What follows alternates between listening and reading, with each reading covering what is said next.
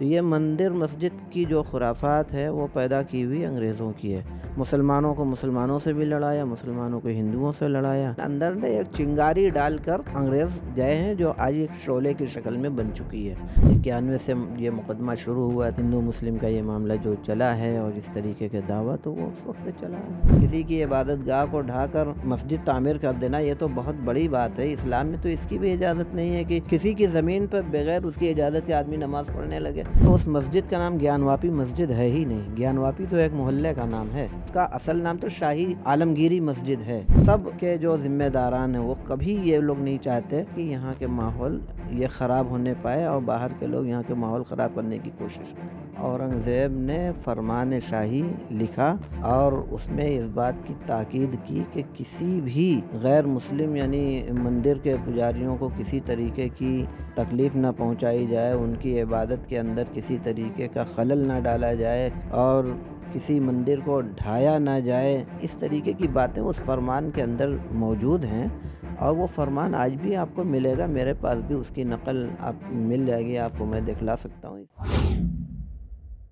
آداب، نمسکار، میں وسیم اختر اور آپ دیکھ رہے ہیں دا لیڈر ہندی۔ وارانسی کی گیان واپی مسجد اکثر وواد کو لے کر سرخیوں میں رہتی ہے، دیش اور دیش سے باہر بھی موضوع بحث بن جاتی ہے۔ بابری مسجد کے بعد اب گیان واپی مسجد اور متھرا کی عیدگاہ کا چرچا خوب ہو رہا ہے۔ گیان واپی کے جس وضو خانے جہاں شیولنگ کی بات کہی گئی تھی وہاں سپریم کورٹ کے آدیش پر آج صفائی کرائی گئی ہے۔ دا لیڈر ہندی کی ٹیم نے گیان واپی میں 22 سال سے امامت کر رہے عبدالباطن نعمانی سے بات کر کے وواد کی تہہ تک جانے کی کوشش کی۔ تب اس مسجد کو لے کر کئی روچک فیکٹ سامنے آئے۔ مثلاً مسجد کا وواد 88 سال پہلے دو مسلموں کے بیچ بھی کھڑا ہو چکا ہے۔ آزادی سے پہلے ہائی کورٹ کا فیصلہ مسجد کے حق میں آیا تھا۔ مسجد کے آس پاس کی زمین کو بھی مسجد کی ملکیت تسلیم کر لیا گیا تھا۔ امام صاحب بتاتے ہیں کہ مسئلہ ہندو مسلم 1991 سے بنا۔ انہوں نے اس کی وجہ بھی بتائی، ایک اہم بات کی طرف بھی دھیان دلایا۔ بتایا کہ جن مغل بادشاہ اورنگزیب کے بارے میں کہا جاتا ہے کہ انہوں نے مندروں کو توڑوایا، ان کا وہ فرمان جس میں انہوں نے اپنے سپہ سالار کو لکھا تھا مندروں کو نقصان نہیں پہنچایا جائے، وہ بنارس میں اب بھی محفوظ ہے۔ اورنگزیب کے وہ سپہ سالار کون تھے اور فرمان کہاں ہے؟ آئیے آپ کو امام عبدالباطن نعمانی کی زبانی سنواتے ہیں۔ ہمارے ساتھ موجود ہے گیان باپی مسجد کے جو امام اور مفتی ہے، مفتی باطن صاحب۔ انہی سے جانیں گے کہ گیان باپی مسجد کا جو وواد ہے یہ کب سے چلا آ رہا ہے اور اصلی وواد کیا ہے، کیونکہ یہ کہا جاتا ہے کہ یہ وواد آزادی سے پہلے کا وواد ہے۔ مفتی صاحب، جیسے آپ نے کہا تھا کہ یہ وواد کافی پرانا ہے، کہ مسجد کی اصلی حقیقت کیا ہے اور آزادی سے پہلے سے کیا وواد تھا؟ دیکھیے، آزادی سے پہلے جو اس کا وواد تھا وہ مسلمانوں میں سے ہی کسی نے کسی دوسرے مسلم شخص کے خلاف پٹیشن داخل کی تھی اس کی زمین کی جائیداد کے تعلق سے۔ تو یہ مقدمہ چلتا رہا، چلتے چلتے سن 1936 میں ہائی کورٹ کا یہ فیصلہ آیا کہ مسجد کی پوری عمارت نیچے سے اوپر تک مسجد ہی ہے اور اس کے ارد گرد جتنی زمینیں ہیں خالی پڑی ہوئی وہ سب مسجد کی ہی مملوکہ ہیں۔ تو یہ بعد میں پھر ہائی کورٹ میں مقدمہ چلا، فیصلہ آیا، اس کے بعد پھر وہیں سے ختم ہو گیا معاملہ۔ پھر اسی طرح چلتا رہا، لیکن آپ کو معلوم ہے کہ انگریزوں کی جب حکومت آئی تو انہوں نے ایک دوسرے کو لڑانے کا کام کیا تھا یہاں پہ، اور لڑاؤ حکومت کرو کی پالیسی کے تحت وہ حکومت کرتے تھے۔ مسلمانوں کو مسلمانوں سے بھی لڑایا، مسلمانوں کو ہندوؤں سے لڑایا۔ تو یہ مندر مسجد کی جو خرافات ہے وہ پیدا کی ہوئی انگریزوں کی ہے۔ اپنے زمانے میں بھی کچھ اس طریقے کے حالات انگریزوں نے پیدا کیے کہ کبھی کبھی معاملہ آپس میں ہندو مسلم گرمایا، لیکن بات آئی گئی ختم ہو گئی، بہت زیادہ وہ معاملہ طول نہیں پکڑا، لیکن اندر نے ایک چنگاری ڈال کر انگریز گئے ہیں جو آج ایک شعلے کی شکل میں بن چکی ہے۔ تو یہ انگریزوں کی لگائی ہوئی آگ ہے جو آج بھڑک رہی ہے، اور یہ اس طریقے سے چل رہا ہے معاملہ۔ اب کوشش یہی کی جا رہی ہے، حالانکہ جو بنارس شہر ہے، بنارس شہر کے جتنے رہنے والے یہاں کے مول نواسی ہیں وہ یہ سب چکر میں نہیں پڑنا چاہتے۔ وہ امن پسند لوگ ہیں، یہاں کے جو مستقل رہنے والے باشندے ہیں امن پسند ہیں۔ یہ ساری خرافات باہر کے لوگ آ کر کرتے ہیں، ماحول بگاڑنے کی کوشش کرتے ہیں۔ ادھر کچھ دنوں سے ماحول بہت زیادہ بگاڑنے کی کوشش کی گئی ہے، یہاں کے امن پسند اپنے یہاں کے شہریوں کو لے کر اور اپنے مسلم بھائیوں کو لے کر ہم لوگ پوری کوشش کرتے رہتے ہیں کہ یہاں کا ماحول خراب نہ ہونے پائے۔ اللہ کا شکر ہے کہ ابھی تک ہم لوگ کامیاب ہوتے آ رہے ہیں، اور دعا کرتے ہیں کہ یہ کامیابی آئندہ بھی بنی رہے تو یہ ہے معاملہ، اور جو بتلایا تھا میں نے کہ وہ جو 91 سے یہ مقدمہ شروع ہوا ہے، تو یہ باضابطہ یہ ہندو مسلم کا یہ معاملہ جو چلا ہے اور اس طریقے کے دعویٰ، تو وہ اس وقت سے چلا آ رہا ہے۔ گنگا جمنا تہذیب کی بات کریں تو بنارس ایک مثال ہے۔ یہاں پر ہندو بھی رہتے ہیں، مسلمان بھی رہتے ہیں، سکھ بھی رہتے ہیں، عیسائی بھی رہتے ہیں۔ ہم زمانے سے دیکھتے آ رہے کہ جو یہاں کی ایکتا ہے کافی زیادہ مانی جاتی ہے۔ تو کیا لگتا ہے کہ ایک مندر اور مسجد کے مسئلے کو اٹھا کے جو ہماری گنگا جمنا تہذیب ہے ہمارے دلوں کے اندر درار ڈال سکتا ہے کوئی لوگ؟ کوشش چل رہی ہے، لیکن اللہ کا شکر ہے اور اللہ کی ذات سے امید ہے کہ انشاءاللہ کامیاب نہیں ہونے پائیں گے، اور ہماری باتیں تو ملاقاتیں تو یہاں کے بڑے بڑے مندروں کے مہنتوں سے ہوتی رہتی ہیں، اور سنکٹ موچن مندر جو بنارس کا بہت ہی نامچین مندر ہے، وہاں کے جو مہنت ہیں وہ ہمارے ایسے اچھے تعلقات ہیں، ہم لوگ ایک دوسرے سے ملتے جلتے ہیں، آنا جانا، وہ خود ان سب حرکتوں سے بہت سخت ناراض رہتے ہیں، اور جو ماحول ادھر پیدا کر دیا گیا ہے بہت خفا رہتے ہیں وہ۔ اسی طریقے سے اسی وشناتھ مندر کے مہنت گھرانے کے ایک ہمارے دوست ہیں شری راجندر تیواری جی، اچھے دوست ہیں، اچھے مراسم ہیں ہم سے، وہ بھی ان سب ماحول سے بہت زیادہ ناراض رہا کرتے ہیں۔ اور بھی کچھ مندروں کے جو کچھ سیکولر مائنڈڈ مہنت لوگ ہیں تو وہ بھی ہمارے ساتھ ہیں، اور دیگر جو مذاہب کے لوگ ہیں جیسے سکھ ہیں، عیسائی ہیں، بدھسٹ ہیں، جین ہیں، یہ سبھی یہاں رہتے ہیں۔ بدھسٹوں اور جینیوں کا تو مرکز ہی سارناتھ کے اندر بنا ہوا ہے، یہاں قدیم جگہ ہے، تو سب کے جو ذمہ داران ہیں وہ کبھی یہ لوگ نہیں چاہتے، اور آئندہ بھی نہیں چاہیں گے کہ یہاں کے ماحول یہ خراب ہونے پائے اور باہر کے لوگ یہاں کے ماحول خراب کرنے کی کوشش کریں۔ آپ کب سے امامت کر رہے ہیں اور آپ کے پہلے کون تھا؟ دیکھیے، جامع مسجد گیان واپی کی امامت ہمارے گھر میں سن 1927 سے ہے۔ 1927 میں ہمارے دادا مفتی محمد ابراہیم صاحب تھے، اس کے بعد سن 1966 میں ان کا انتقال ہو گیا۔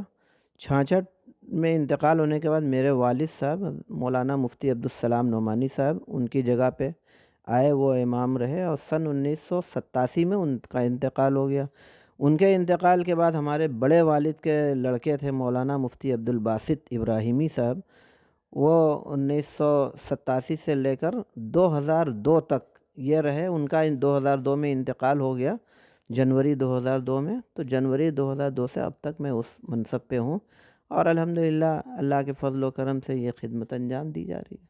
آپ کاشی وشوناتھ مندر بالکل مسجد سے بازو میں ہیں، جیسے آپ نے کہا منت وغیرہ لوگوں سے بھی ملاقات ہوتی ہے، کبھی کاشی وشوناتھ مندر جانے کا موقع لگا آپ کو؟ وہاں پر آپ جا کے ان لوگوں سے ملاقات کی اور بھی لوگوں سے؟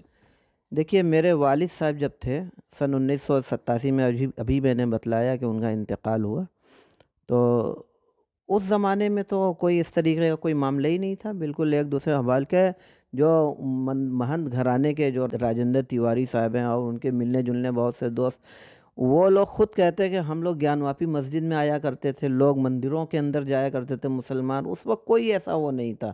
یہ وواد جب سے اس طریقے کا پیدا ہوا، اتنی دوری پیدا کر دی گئی کہ اب ہچکتے ہیں، کوئی مندر جانے سے ہچکتا ہے تو کوئی مسجد آنے سے ہچکتا ہے، یہ دوری پیدا کر دی گئی ہے تھوڑی بہت۔ تو اس وجہ سے میرے والد صاحب وہاں مندر جایا کرتے تھے، وہاں جو کتبے لگے ہوئے ہیں وہ پڑھتے، فارسی زبان میں وہاں لکھے ہوئے اس زمانے مغل پیریڈ کے کتبے آج بھی وہاں موجود ہیں، اور وہ پڑھنے کے لیے گئے تھے، اور اسی میں سے نقل کر کے انہوں نے اپنی کتاب میں وہ کتبہ، اور بھی کبھی کوئی کام سے کسی سے ملاقات کے لیے وہاں جانا ہو گیا، لیکن میرا تو ابھی تک اس کے اندر جانا نہیں ہوا ہے۔ لیکن ایسی کوئی بھی فی الحال کوئی ضرورت بھی نہیں پڑی، اور جو ماحول آپ دیکھ رہے ہیں تو ایسے میں تھوڑا سا بھی نہیں سمجھ میں آ رہا ہے جانے کا، لیکن اگر کوئی ایسا کچھ ہو تو ہمیں جانے سے کوئی گریز نہیں ہے۔ جیسے پرانی باتیں کر لیں کہ لوگ کہتے تھے کہ جو بادشاہ آئے ہیں یہاں پر حکومت کی ہیں، تو بہت سے لوگ کہتے ہیں کہ مندر توڑ کے مسجد بنائی گئی ہے۔ ہمارے اسلام میں بھی مندر توڑ کے مسجد بنانے کا حکم نہیں ہے، حرام پیسہ نہیں لگنا چاہیے، کسی کی ناجائز زمینوں پہ قبضہ بھی نہیں کر کے مسجد تعمیر نہیں ہو سکتی ہے، تو شرعی قانون بھی ہے۔ تو کیا لگتا ہے کہ تمام چیزوں لوگ جو کہتے ہیں، جو باتیں ہوتی ہے، اس کو کس طریقے سے دیکھیں؟ دیکھیے، پرانی باتوں کو دوبارہ نکالا جائے، اس سے یہ لگتا ہے کہ جو چیز مشہور ہے، جو مسلم بادشاہ کر گئے، بادشاہوں کے بارے میں جو کہا جا رہا ہے کہ انہوں نے ایسا کیا، اس سے لگتا ہے کہ انہوں نے کیا، حالانکہ ایسا نہیں ہے۔ یہ تو بعد میں لوگوں نے اس مسئلے کو پیدا کر دیا، حقیقت سے اس کا کوئی تعلق ہی نہیں ہے۔ بلکہ یوں دیکھا جائے کہ خود خاص طور سے اورنگزیب عالمگیر رحمۃ اللہ علیہ، انہوں نے بہت سارے جہاں مسجدیں تعمیر کرائیں، بہت سارے مٹھوں کو زمینیں دیں، جاگیریں دیں، مندروں کے اندر بہت ساری زمینیں.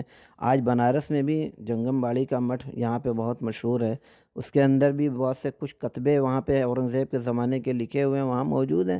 دیکھ کر آدمی اندازہ لگا سکتا ہے کہ یہ سب اورنگزیب نے ان لوگوں کو بھی دیے. اور بنارس ہندو یونیورسٹی میں کلا بھون ہے، وہاں پہ بھی اورنگزیب کے زمانے کے لکھے ہوئے کچھ خطوط ہیں اور شاہی فرمان ہے، جس سے اندازہ لگتا ہے کہ وہ اورنگزیب مندروں کے توڑنے کے سخت مخالف تھے. اور کیوں نہ ہوتے، بنارس یہ مذہب اسلام میں اس بات کی قطعی اجازت نہیں ہے کہ کوئی کسی کی عبادت گاہ کو ڈھا کر منہدم کر کے زبردستی اس پر مسجد تعمیر کر دیا جائے. یہ تو کسی کی عبادت گاہ کو ڈھا کر مسجد تعمیر کر دینا یہ تو بہت بڑی بات ہے. اسلام میں تو اس کی بھی اجازت نہیں ہے کہ کسی کی زمین پر بغیر اس کی اجازت کے آدمی نماز پڑھنے لگے. اگر کسی کو نماز پڑھنی ہو کسی کی زمین پر مملوکہ، تو اس سے ایک بار پوچھنا پڑے، بھئی میں نماز پڑھنا چاہتا ہوں، آپ کی اجازت ہو تو میں یہاں نماز پڑھ لوں. اگلا اجازت بھی دے دیتا ہے، وہ خوشی سے اجازت دے دیتا ہے.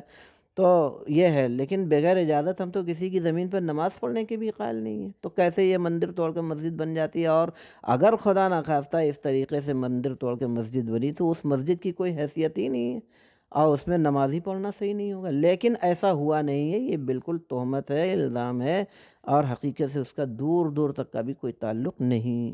آپ نے کتاب بھی لکھی ہے گیان باپی مسجد پہ. ہم درشک بھی یہ جاننا چاہیں گے کہ گیان باپی مسجد جو ہے اس کا نام کیسے پڑا؟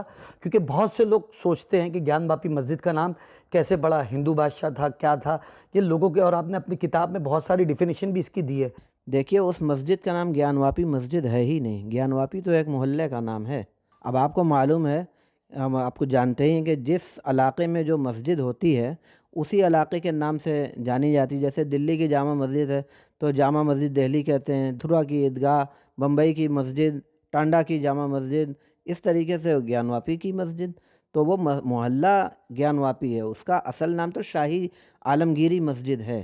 گیان واپی مسجد اس کا نام ہی نہیں، لیکن اس محلے میں ہونے کی وجہ سے گیان واپی مسجد یہ مشہور ہو گیا. حقیقت میں اس کا گیان واپی نام ہے ہی نہیں. گیان باپی مسجد کا جو آپ نے کتاب میں بھی لکھا ہے کہ کوئی بادشاہ تھا یہاں کا، تو وہ ڈیفینیشن بھی آپ نے بتائی، اس کے پیپر وغیرہ بھی آپ نے اپنی کتاب میں اس کا ذکر کیا ہے. تو وہ کیا ذکر ہے وہ بھی جاننا چاہیں. جیسے بنارس کے اندر جو اورنگزیب کے زمانے میں حاکم بنارس کہے جاتے تھے وہ خواجہ ابو الحسن تھے. ان کو اورنگزیب نے فرمان شاہی لکھا اور اس میں اس بات کی تاکید کی کہ کسی بھی غیر مسلم یعنی مندر کے پجاریوں کو کسی طریقے کی تکلیف نہ پہنچائی جائے، ان کی عبادت کے اندر کسی طریقے کا خلل نہ ڈالا جائے اور کسی مندر کو ڈھایا نہ جائے. اس طریقے کی باتیں اس فرمان کے اندر موجود ہیں اور وہ فرمان آج بھی آپ کو ملے گا. میرے پاس بھی اس کی نقل آپ مل جائے گی، آپ کو میں دکھلا سکتا ہوں. اس سے ظاہر ہوتا ہے کہ یہ اس طریقے کی جو باتیں اورنگزیب کی طرف منسوب کر کے کہی جاتی ہیں بالکل سراسر غلط ہے. گیان باپی مسجد میں آپ نے یہ بھی کہا تھا کہ سپریم کورٹ کے آرڈر کے بعد بھی وضو اور طہارت کا جو انتظام ہے گورنمنٹ نے نہیں کیا. تو ابھی اس وقت جو ہے وضو کا کیا انتظامات مسجد کی طرف سے کیا گیا؟ دیکھیے، وہاں پہ جو سپریم کورٹ نے یہاں کے ضلع حکام کو، مقامی افسران کو جو ہدایت جاری کی تھی کہ وہاں پہ استنجا خانے اور وضو خانے کا متبادل بنایا جائے مسجد کمیٹی کو لے کر، تو رمضان میں، اسی سال رمضان میں یہاں کے ڈی ایم صاحب نے مسجد کمیٹی کو لے کر ایک میٹنگ کی تھی اور اس میں دو چیزیں طے پائی تھیں. ایک تو یہ طے پایا تھا کہ مسجد میں ہی جس سائیڈ میں استنجا خانہ ہے اسی کے پیچھے تھوڑی ایسی جگہ تھی جو اس میں نیا استنجا خانہ، اور نیا کیا بلکہ پرانا ہی تھا، اس کو ریپیئرنگ کر کے اس کو چالو کر دینا تھا. تو یہ طے ہوا، ڈی ایم صاحب نے خود اجازت دی کہ اس کو بنوا لیا جائے. لیکن جو ہی بنا گھنٹہ ڈیڑھ گھنٹہ مشکل سے کام ہوا ہوگا، فریق مخالف نے آ کر اعتراض جتایا، بات ڈی ایم تک پہنچی، ڈی ایم نے آنن فانن میں اس پر روک لگا دی. اور روک لگانے کے بعد اس کا ایک متبادل یہ بنایا کہ موبائل استنجا خانہ جو گاڑی پر جو چلتا پھرتا تو یہ ہماری مسجد کے نمازیوں کے کوئی کام کا نہیں تھا، لیکن پھر بھی زبردستی ڈی ایم صاحب نے وہاں اس کو رکھوایا، اور کچھ دن پڑا رہا، پھر استعمال کے قابل تو وہ تھا نہیں بھئی، نمازی جب مسجد کے اندر نماز پڑھنے آئے تو اس میں کون نمازی وہاں استنجا کرنے کے لیے جائے گا؟ وہ یہ نمازیوں کے لیے بالکل ذرا بھی کام کا نہ تھا۔ ہم لوگوں کے مخالفت کے باوجود زبردستی وہاں رکھوایا گیا، لیکن کچھ دن کے بعد وہ ہٹ گیا۔ اور جہاں تک وضو خانے کی بات ہے تو اس کا متبادل پہلے ہی سے ہم لوگوں نے بنا رکھا تھا، جس دن سیل ہوا الگ سے کچھ ڈرم وغیرہ اور لوٹے وغیرہ لا کر ہم لوگوں نے پہلے ہی رکھ دیے، تو وہی چیز ڈی ایم صاحب نے بھی کہہ دی، تو وہ تو پہلے ہی سے ہمارا انتظام تھا۔ گیان باپی مسجد پریسر میں کتنے لوگ رہتے ہیں، مطلب مسجد کے اندر ان کو کیا فیسلٹیز آپ لوگوں کی طرف سے ملتی ہیں؟ وہاں پہ حجرہ ہے، اس میں امام ہے، مؤذن ہے، ہر وقت رہتے ہیں۔ اس کے علاوہ نمازیوں میں بھی برابر لوگوں کی آمد و رفت رہتی ہے، اور ان کی ساری فیسلٹی مسجد کمیٹی کے ذمے ہوتی ہے، کھانے پینے اور ہر طریقے کی آسائش ان کو مہیا کرانے کی کوشش کی جاتی ہے، اور اس بات کی پوری کوشش ہوتی ہے کہ امام مؤذن کو کسی طریقے کی دقت نہ ہو، اور نمازیوں میں سے بھی بہت سے لوگ ان کی خدمت کرتے رہتے ہیں، اور مسجد کی بھی خدمت کرتے ہیں، اور جب بھی کوئی ایسی ضرورت پڑتی ہے تو لوگ آتے جاتے ہیں اور ان سے کام لیا جاتا ہے۔ مسجد میں جمعہ کے دن جیسے بہت سارے بچھاون ہوتے ہیں، بہت سارے اسی لوگ خوشی خوشی اپنا کرتے رہتے ہیں کام، تو یہ تو سعادت مندی سمجھ کر، خوشی ایک ثواب کا کام سمجھ کے لوگ ساری خدمت کرتے رہتے ہیں۔ گیان باپی مسجد کو لے کے جو گنگا جمنا تہذیب بنارس کی ہے اسے ٹھیس پہنچ سکتی ہے یا خراب ہو سکتا ہے، یا یہاں کے جو لوگ ہیں وہ کیا سوچتے ہیں؟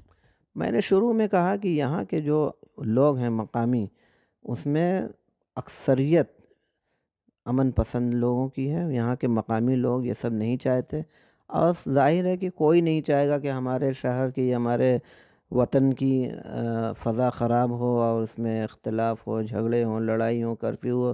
روزی روٹی کا مسئلہ تو سب کے ساتھ جڑا ہوا ہے، باہر کے جو لوگ آئیں گے ماحول خراب کر کے چلے جائیں گے، پریشان تو یہاں کے مقامی لوگوں کو ہی اٹھانا پڑے گا۔ دوسری بات یہ ہے کہ یہ بنارسی ساڑیوں کا شہر ہے، اور یہاں پہ جتنے بنارسی ساڑی سے جڑے ہوئے ہمارے ہندو بھائی ہیں، وہ مسلمانوں سے ساڑیاں لیتے ہیں، ان سے بنواتے ہیں، تو دونوں کا ایک دوسرے سے رشتہ جڑا ہوا ہے، دونوں ایک دوسرے کے محتاج ہیں۔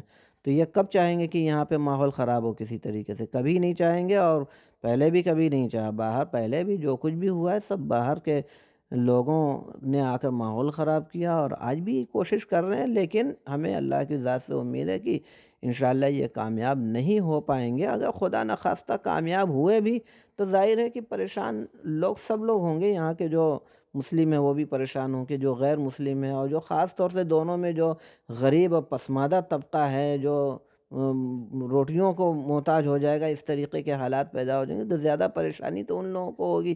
لیکن انہی سب چیزوں کو دیکھتے ہوئے کوشش پوری یہی رہتی ہے کہ ماحول کسی طریقے کا بگڑنے نہ پائے۔ آپ نے کہا بنارسی ساڑیوں کا شہر ہے، واقعی میں کیونکہ بنارس کی اصلی پہچان جو ہوتی ہے بنارسی ساڑیوں سے ہی ہوتی ہے، تو کیا لگتا ہے اس کی وجہ سے جو طبقہ جو ہے مطلب بنارسی ساڑیوں کا، وہ کاروبار کو لے کے چاہے ہندو مسلم ہو، دونوں کے بیچ میں دوریاں آئی ہے یہ مسئلے وغیرہ کو لے کے؟ نہیں نہیں، ایسی کوئی بات نہیں ہے، ابھی کوئی ایسی طرح کی دوریاں نہیں پیدا ہوئی ہیں، اور کوشش لوگوں نے کیا کرتے ہیں، لیکن ابھی تک کامیاب نہیں۔ میں یہ کہہ رہا ہوں کہ وہ ماحول خراب کرنے کی کوشش کر رہے ہیں، لیکن ابھی تک ایسی کامیابی انہیں نہیں ہوئی ہے، اور دونوں آج بھی مل جل کر کاروبار کرتے ہیں، ساڑی کی خرید و بیچ ان سے، اور پھر تجارت کا، کاروبار کا سلسلہ۔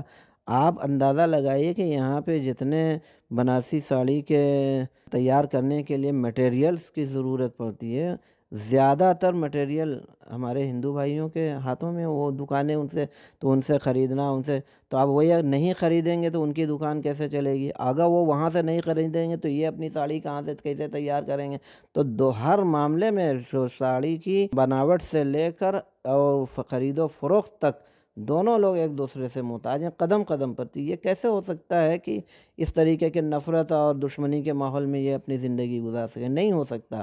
اسی لیے میں بار بار کہہ رہا ہوں کہ باہر کے لوگ آ کر ماحول خراب کرنے کی کوشش کرتے ہیں، لیکن کامیابی نہیں ہو پاتی۔ ان کا کہنا ہے کہ جو گنگا جمنا تہذیب ہے بنارس میں دیکھنے کو ملتی ہے۔ دا لیڈر کے لیے امجد خان،